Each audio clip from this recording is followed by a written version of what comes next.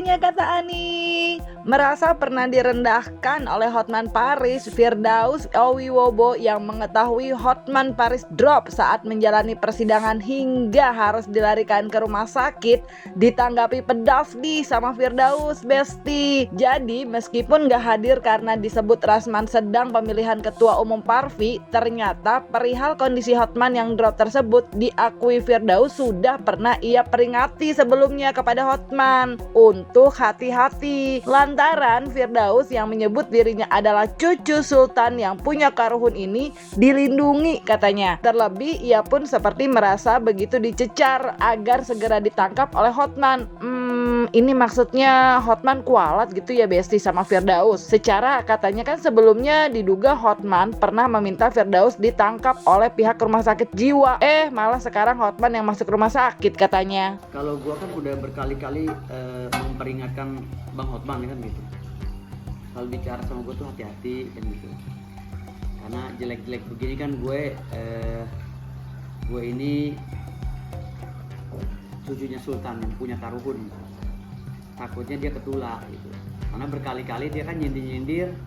Terakhir dia nyindir tuh suruh rumah sakit jiwa itu nangkepin gue ya, seakan-akan menyuruh gue nangkepin gue dan Bang Rasman gitu.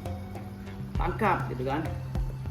Ini udah ya seakan-akan dia tuh merendahkan banget lah gitu kan. Merendahkan martabat gue kan, harkat dan martabat gue dan Bang Rasman. Tapi lebih ke gue sih kayaknya. Gue bilang hati-hati Bang Hotman, karena gue takutnya lu kena dam gitu. Ingat loh, cucu-cucu sultan itu dilindungi loh ya, dilindungi oleh Allah SWT terutamanya, karena mereka langsung terahnya itu langsung dari ada yang dari Hadramaut, ada yang dari Mekah, ada yang dari Irak gitu kan, Al-Baghdadi gitu. Jadi gue selalu bilang kalau memang kan gini, Hotman Paris ini kan udah keterlaluan banget sebenarnya. Dia pertama-tama yang ngumumin bahwa karena hal sepele gue diumumin kemana-mana bahwa bas gue harus dicabut, ya kan? Gue harus dipecat dari organisasi, gitu kan? Gue harus dipecat dari organisasi. Dicabut udah, dipecat udah, harusnya diem kan? Masih ngoceh-ngoceh lagi terakhir. Tangkap dia, bawa ke rumah sakit jiwa.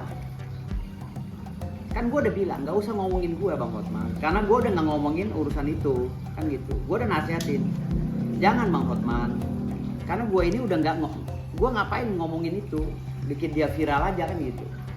Gue udah sempat bikin video sindiran ke dia. Lu kan udah nih, karena kasus yang mau gue bongkar terkait dengan dugaan pelecehan seksual yang lu lakuin ya, itu baru satu kasus loh, ada banyak kasus nih ya kan, termasuk adalah kan gue bilang tadi season 1, season 2, season 3 dia bisa mati nih mati berdiri gitu kalau gue buka. Kan gue bilang gue kalau bekerja itu berdasarkan fakta integritas kan gitu, nggak mau katanya. Gue bilang udahlah, hanya gara-gara gue mau bongkar kasus lu yang lu menjolimi wanita, nakut-nakuti wanita ya, agar bisa ditiduri ya kan, lu takut-takuti dan lu lecehkan. Maksud gue udah sampai situ, gue dipecat udah, ya kan, dari Kongres Indonesia, dibekukan bas gue udah, gitu loh. Ya udah cukup, kenapa sih sekarang ngejar-ngejar gue lagi, suruh nangkep rumah sakit jiwa, tolong rumah sakit jiwa tangkap ini orang gue. Maksud gue ini bukan orang gila, gitu loh. Gue ini orang normal yang punya rumah tangga normal dan membiayai istri anak yang normal. Maksud gue nggak usah berlebihan lah. Udah cukup kok sampai segitunya gitu loh, rasa ketakutan dia sampai pengen mau ngancurin gue gitu. Rasa ketakutannya segitunya. Udah cukup kali dengan provokasi yang dia lakukan ya kan, sehingga MA bergerak membekukan berita acara sumpah gue. Kan udah cukup lah kalau bagi manusia yang waras ya, yang normal ya. Tapi bukan di situ aja, dikejar terus sampai gue diminta rumah sakit jiwa nangkap gue. Kan apa urusannya gue rumah sakit jiwa nangkap gue? Misalnya sindiran itu terhadap gue, walaupun tidak secara eksplisit menyebutkan nama gue kan gitu. Tapi kan kita orang dewasa tahu, oh nyindirnya kan dia lagi bermasalah dengan gue kan gitu. Gue kan selama ini diam, makanya gue nggak pernah tanggepin dia lagi kan. Nah terakhir sidang Bang Rasman tanggal 20 dengan dia, gue kan nggak datang. Gue izin sama Bang Rasman, Bang, gue izin karena gue mau ada pencalonan sebagai ketua umum Parvi. Gue melawan Kikusumo. Jadi gue nggak bisa tinggal karena kan cuma 2 calon. Dari 5 calon yang mencalonkan, yang gugur kan 3 gitu. Yang 2 ini masih ada gitu. Kan nggak mungkin gue ninggalin juga kan. Akhirnya gue ikut, gue izin sama Bang Rasman. Gue nggak ikut. Gue udah lupain semua. Udah berapa minggu ini gue udah mau lupain gitu loh urusan ini. Males karena ini urusan murahan gitu. Urusan sawah sepetak gitu kan. Tapi yang nggak relevan untuk dibahas gitu. Sampai Mahkamah Agung sampai berguncang-guncang kan gitu. Maksud gue udah ini gitu. Gue udah nasihatin Bang Hotman, nggak usah lalu bahas masalah gue terus, masalah bahas gue masalah apa. Gue ini lagi bahas masalah batu bara gitu, masalah tambang gitu. Gue aja udah males, gue mau ngelupain itu. Masa sekelas lu pengacara internasional masih ngebahas itu? Kayaknya lo nyari panggung banget kan, gue bilang gitu. Akhirnya masih ngeyel kan, ternyata ada video terbaru kan. Dia nyuruh rumah sakit jiwa nangkap gua. Akhirnya dia masuk rumah sakit kan, ditangkap sama dokter gitu. Kan gue bilang, jelek-jelek begini gue kan cucunya Sultan, pasti lu ada dam gitu loh. Udah banyak banget terjadi di keturunan gue, para Sultan. Kalau orang udah begitu membencinya, kita cukup istighfar, dia berbalik ke dia. Untungnya nyawanya gak kecabut. Kalau nyawanya kecabut, coba, udah banyak loh yang nyawanya kecabut. Udah banyak dari silsilah keturunan gue. Kalau orang udah lawan, kita udah diem, lawan masih terus, kecabut nyawanya bisa. Udah banyak banget kejadian itu. Makanya gue selalu bilang, Bang Hotman udahlah, kita ngomongin yang lain aja. Urusan lo sama Bang Rasman silahkan, tarung deh lo berdua gitu loh. Urusan gue mau nyari duit gitu loh. Gue nggak mau pusing gini-ginian. Sebenarnya gue diwawancara wartawan juga, sebenarnya gue udah mau menghindar. Karena gue menghargai lo orang ya, gue tuh udah nggak mau pusing urusan itu. Gue mau fokus nyari duit karena kebutuhan gue besar tiap bulan gitu. Jadi gue nggak ngurusin hal-hal receh ini kan. Yang sawahnya sepetak digarap kan Iklim Hakim diduga ya sama si Hotman gitu loh. Ngapain gue yang jadi terbebani hanya gara-gara gue mendampingi Bang Rasman, gue jadi yang diserang gitu. Sebenarnya kan kalau Hotman Paris itu pengacara internasional, mengerti dong bahwa gue ini hanya kuasa hukum yang bekerja mencoba profesional untuk mendampingi kliennya. Jangan gue yang diserang karena gue nggak identik dengan klien gue gitu loh, harusnya gitu. Tapi ya namanya kita semua sama-sama belajar ya, kita menganut sistem pelajaran andragogik bukan pedagogik, jadi kita saling mengajar dan belajar gitu. Jadi ya gue anggapnya udahlah, ini mungkin pendewasaan buat Hotman Paris, dia ke depan lebih dewasa lagi gitu, nggak kayak bocah. Masih untung tuh nyawanya nggak hilang. Biasanya ya kalau dari leluhur gue itu kalau udah begitu biasa nyawanya hilang biasanya gitu loh ya. Tapi masih untung dia masih mungkin teguran dari Allah SWT. Udah males katanya Besti, mau fokus cari duit aja dan jadi sama-sama belajar dan jadi pelajaran Besti.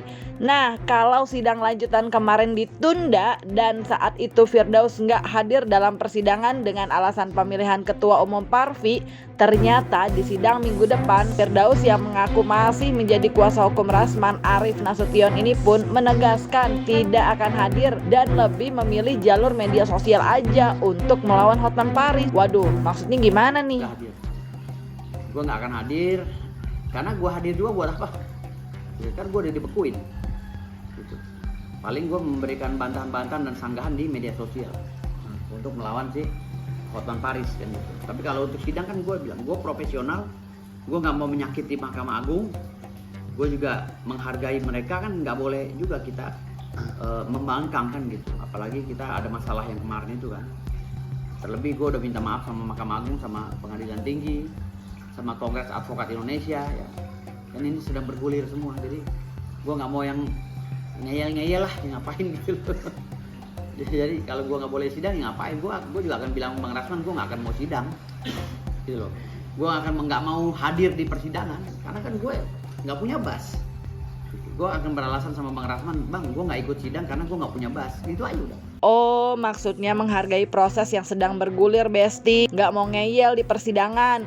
By the way, meski mengaku tidak ada imbas berkurangnya penghasilan dari kericuhan sidang lalu di mana ia harus dipecat dari organisasi dan dicabut basnya, namun Firdaus yang mengaku memiliki om dan tante di Mahkamah Agung ini pun tak memusingkan perihal berjalannya proses yang ia harus jalani atas keputusan Mahkamah Agung terhadapnya. Apalagi katanya kantor hukumnya itu tetap berjalan, Besti.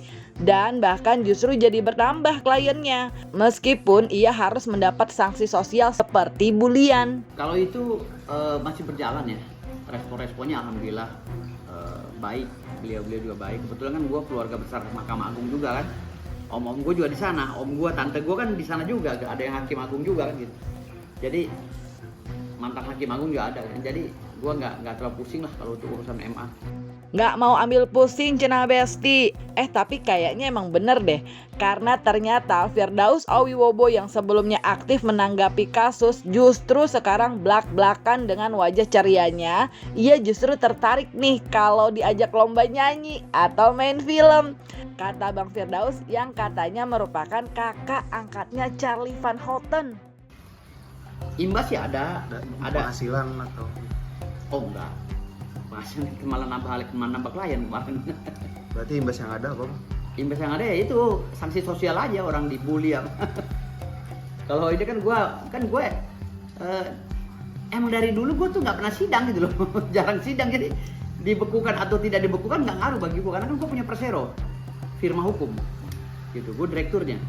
Jadi gue nggak pusing gitu loh. Kantor hukum gue ya tetap melaksanakan kegiatan non litigasi bersama gue. Kalaupun litigasi gue delegasikan rekan-rekan gue sebagai advokat yang kalau diajak lomba nyanyi boleh, gue demen. Misalnya ada TV nih yang manggil semua pengacara suruh ikut lomba nyanyi, hadiahnya siapa gitu kan.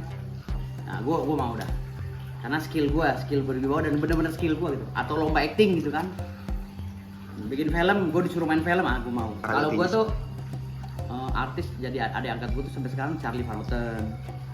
Itu sampai sekarang udah belasan tahun sama gue. Udah hampir 20 tahun lebih lah. Dari kita sama-sama jadi ngamen, dia jadi artis gue ini. Jadi Charlie Van Houten udah kayak adik gue. Bahkan di organisasi Ferrari, perkumpulan artis Republik Indonesia, gue ketua umumnya, dia wakilnya. Gitu. Jadi gue berdua terus sama dia. Kalau yang lainnya di luar itu, di luar garis gue. Dan gue orang nggak gampang dekat sama orang. Lu lihat gue berteman, ada nggak teman gue yang artis? Kalau orang kan ngeliat artis katanya, wah gue artis, gue mau deketin, cari muka mah enggak, kan gue rajanya artis. Jadi buat apa lagi mau nyari artis? Gue artis justru ke gue orang gue presiden artis gitu. Kalau lomba vokal, ayo, gue disuruh nyanyi nih, ayo bikin panggungnya. Nah itu lebih keren. Misalnya ada promotor ya kan, mau ayo kita lomba vokal, Firdaus nyanyi dengan siapa, ayo. Gue mau tuh gitu. Atau lomba band gitu, gue mau. Raja artis banget gak tuh, Besti? Emang banyak banget ya profesinya Bang Firdaus. Pantes dia gak pusing dengan belum bisa beracara lagi di persidangan, Besti. Nah kalau dari kalian, kira-kira apakah sakitnya Hotman Paris saat sidang lanjutan kemarin karena kualat dengan Firdaus? By the way, kira-kira dari kalian siapa nih yang mau jadi promotor tuh? Bang Firdaus mau katanya kalau dibuatkan konser. Nah isi jawaban kalian di kolom komen dan jangan lupa like, subscribe biar dapetin video berita kece lainnya. Cuma di Kata Ani, Besti.